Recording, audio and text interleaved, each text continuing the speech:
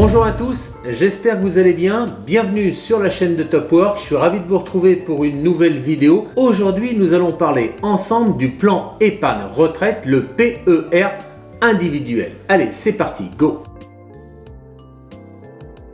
Le PER individuel, c'est un produit d'épargne long terme. Le PER, c'est votre meilleur allié pour préparer l'avenir. En effet, il vous permet d'économiser tout au long de votre vie active pour pouvoir retirer des fonds au moment de votre départ à la retraite, soit sous forme de capital, soit sous forme de rente. Et le meilleur, bien, c'est que tout le monde peut y accéder. Il n'y a pas de conditions liées à l'âge ni même à la situation professionnelle, que vous soyez salarié, auto-entrepreneur ou encore travailleurs non salariés. C'est flexible, c'est simple et surtout c'est rentable. Le plan donne lieu à l'ouverture d'un compte titre ou à l'adhésion auprès d'un contrat d'assurance de groupe. Une astuce, choisissez une gestion pilotée pour maximiser vos gains tout au long de votre PER. Cela signifie en effet que lorsque le départ en retraite est lointain, eh bien vous pouvez investir sur du rendement actif beaucoup plus risqué mais plus rémunérateur. Et à l'approche de l'âge de la retraite, un arbitrage s'opérera et vous pourrez ainsi repasser l'ensemble de vos fonds épargnés sur du produit épargne nettement moins risqué et notamment des fonds en euros. L'organisme gestionnaire doit vous donner, lors de l'ouverture de votre PER, différentes informations sur les caractéristiques du plan, son mode de gestion et surtout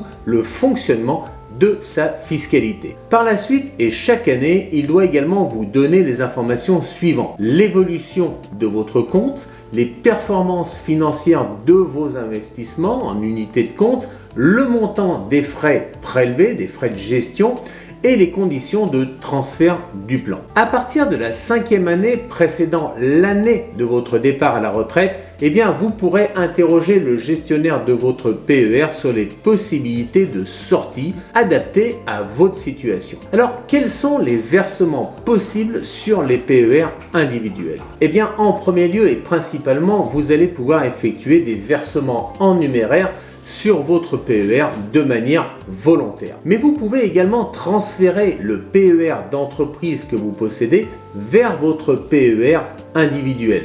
Ainsi, vous pourrez transférer les sommes issues de ce PER entreprise, à savoir notamment l'intéressement, la participation, le compte épargne-temps et également les abondements que votre employeur a pu souscrire auprès de votre PER entreprise. Sachez qu'il n'y a pas de plafond d'argent en numéraire pour épargner sur votre PER, mais simplement au niveau de l'avantage fiscal, il existe bel et bien un plafond. Comment débloquer le PER individuel?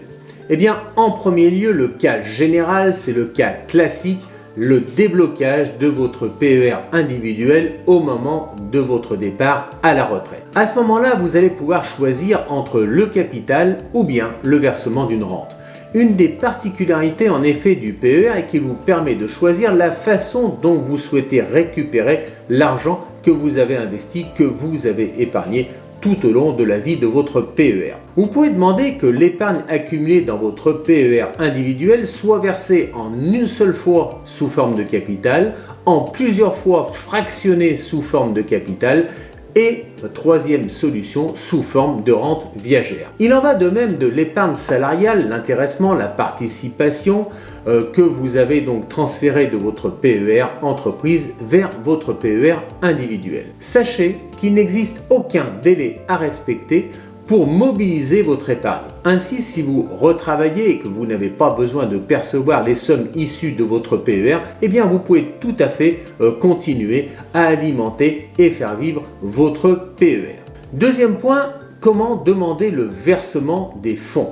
Eh bien, votre demande de retrait peut avoir lieu de différentes façons. La première, vous adressez un courrier directement au gestionnaire de votre PER dont les coordonnées figurent sur votre contrat afin de l'informer que vous souhaitez retirer l'argent qui y figure. Vous pouvez également procéder de la sorte en ligne via votre espace sécurisé ou encore lors d'un rendez-vous que vous aurez pris avec votre conseiller. Quoi qu'il en soit, et dans tous les cas, vous devrez transmettre un relevé d'identité bancaire correspondant au compte sur lequel vous souhaitez que les sommes soient affectées. Quels sont les cas particuliers de retrait autres que le départ à la retraite? À côté du cas général de retrait de votre PER, c'est-à-dire au moment où vous partez à la retraite, eh bien sachez qu'il existe en effet des cas de retrait anticipé des sommes épargnées sur votre PER. En effet, différentes situations permettent le déblocage de tout ou partie de ces sommes qui figurent sur votre PER. La première situation, le décès. La deuxième, l'invalidité de deuxième ou troisième catégorie. Troisième situation,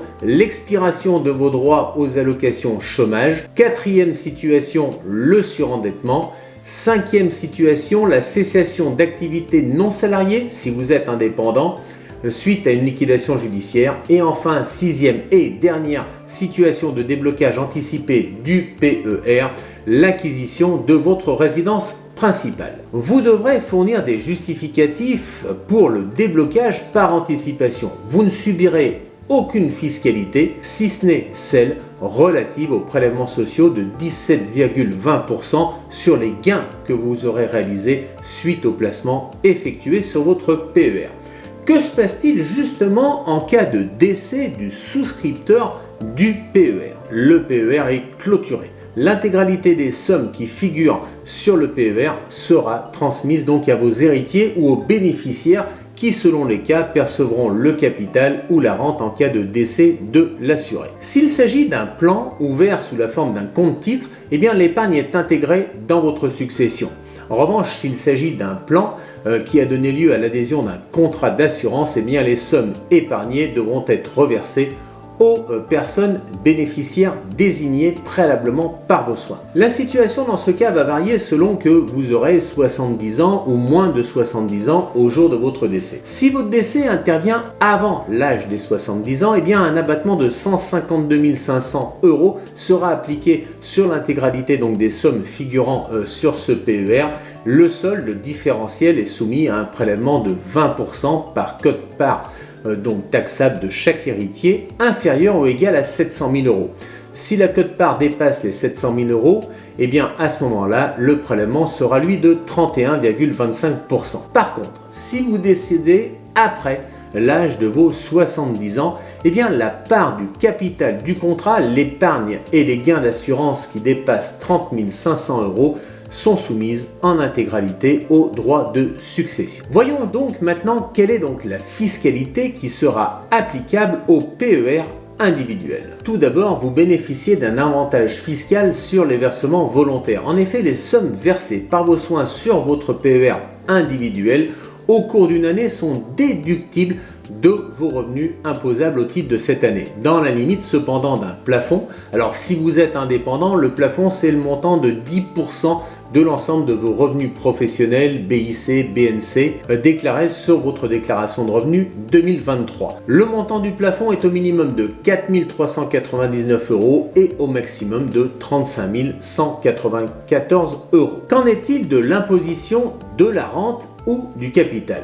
Eh bien là aussi le régime fiscal de la rente ou du capital est différent, suivant que vous ayez déduit ou non les versements volontaires de vos revenus imposables. Partons du principe que vous avez déduit de votre revenu imposable l'ensemble des versements volontaires que vous avez effectués au sein de votre PER. Si vous avez décidé de sortir en rente, eh bien la rente versée au moment du déblocage de votre PER est imposable à l'impôt sur le revenu selon le régime applicable aux pensions de retraite. Sachez qu'un abattement de 10% est déduit du montant de la rente. Le solde est ajouté à l'ensemble de vos revenus imposables avec application du barème progressif de l'impôt. Des prélèvements sociaux de 17,20% vont également s'appliquer sur la quote-part de la rente correspondant au versement volontaire. Si par contre vous avez décidé de sortir non pas en rente mais en capital, c'est-à-dire en une seule fois ou bien sous la forme de versement en capital fractionné, eh bien là aussi les capitaux seront soumis au barème progressif de l'impôt sur le revenu et les gains seront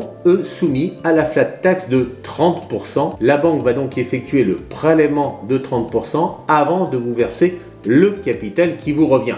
Mais sachez que vous pouvez demander, si le calcul vous est plus favorable, à ne pas bénéficier de la flat tax de 30%, mais plutôt donc de bénéficier du barème de l'impôt sur le revenu. Pour les revenus perçus en 2023, il s'agit du revenu fiscal de référence de 2021. Votre demande doit être adressée à votre gestionnaire de PER de manière à ce qu'il puisse procéder à la ponction fiscale. Deuxième cas de figure, vous n'avez pas déduit les versements volontaires que vous avez effectués au sein de votre PER. Dans ce cas-là, si vous sortez en rente, eh bien la rente est imposable à l'impôt sur le revenu selon le régime applicable aux rentes viagères à titre onéreux. Il s'agit d'un régime d'imposition qui va tenir compte de votre âge. Ainsi, la rente sera imposable à l'impôt sur le revenu qui va correspondre au montant de la rente réduit d'un abattement en fonction de votre âge, de 30% d'abattement si vous avez moins de 50 ans, 50% d'abattement si vous avez entre 50 et 59 ans,